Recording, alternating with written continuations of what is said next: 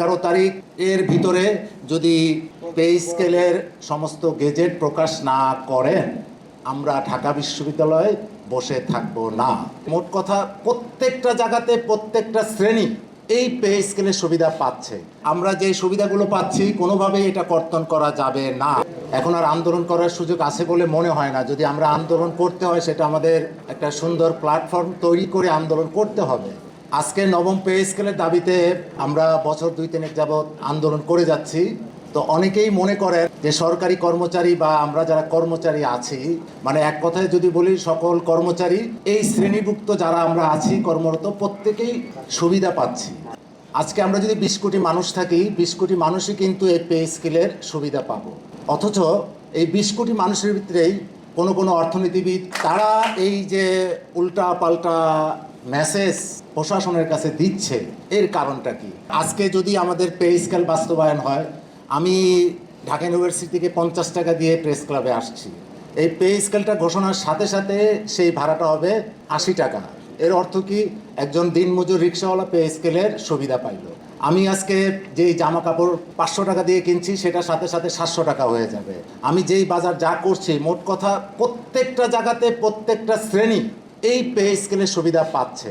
তাহলে আমার প্রশ্ন হচ্ছে, আপনারা যদি নিজেদের সুবিধাও পাচ্ছেন, নিজেদের বাড়ি ভাড়াও বাড়াচ্ছেন, সব কিছু করছেন, তাহলে আপনারা কেন এই পে স্কেলে নিয়ে সরকারকে উল্টাপাল্টা কথা বোঝাচ্ছেন? আমাদের মাননীয় প্রধানমন্ত্রী জনাব তারেক রহমান কিন্তু সেই খাল খনন থেকে শুরু করে অত্যন্ত সুন্দর মতো দেশটা চালানোর চেষ্টা করে যাচ্ছে।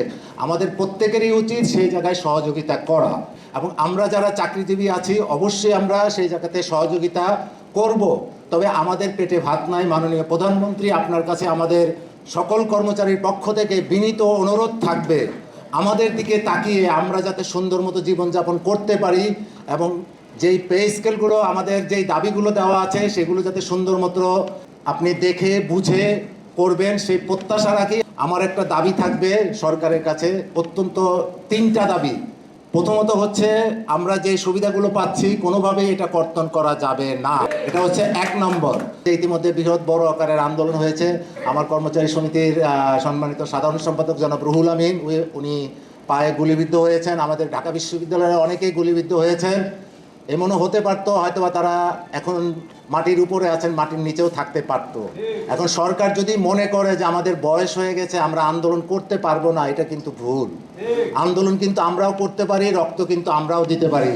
বাংলাদেশ কিন্তু জন্ম দিয়েছে ঢাকা বিশ্ববিদ্যালয়। ঢাকা বিশ্ববিদ্যালয় যদি কোঅপারেশন না করতো, প্রতিটা আন্দোলন, সেই আপনার 52 ভাষা আন্দোলন বলেন, ব্রিটিশের শাসনামল থেকে শুরু করে প্রত্যেকটা জায়গায় প্রত্যেকটা সেক্টর, এবং ইভেন আজকে এই যে সরকার, এই যে আজকে আমরা বিভিন্নভাবে মুক্তভাবে আলোচনা করছি, কথাবার্তা বলছি, যে ব্যক্তি স্বাধীনতা, বাক স্বাধীনতা যে আমরা ফিরে পেয়েছি, এই প্রত্যেকটা জায়গার সূতিকাগার হচ্ছে এই ঢাকা বিশ্ববিদ্যালয়।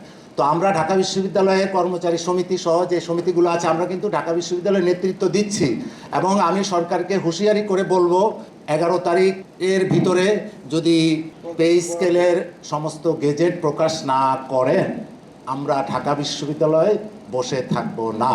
আমরা এতদিন হয়তোবা মুখে বলেছি, ফেসবুকে বলেছি, লিখেছি, সেটা হয়তোবা কার্যকলাপ আমরা করি নাই। আমরা দীর্ঘ কয়েক বছর যাবত অপেক্ষা করছি। আমার ভাইয়েরা রাস্তায় আন্দোলন করবে, আমার ভাইয়েরা গুলিবিদ্ধ হবে, আমার ভাইয়েরা সংবাদ সম্মেলন করবে, মৌন মিছিল করবে, করেই যাচ্ছে। কিন্তু কোনো রকমের বেনিফিট বা কোনো রকমের ফায়দা বা কোনো রকমের দৃষ্টিগোচর সরকারের কাছে আছে কিনা আমি জানি না। আর কাল বিলম্ব করেন না, অতি দ্রুত অতি সত্বর আমাদের এই পে স্কেলের গেজেট প্রকাশ করেন, এবং সত্য আকারে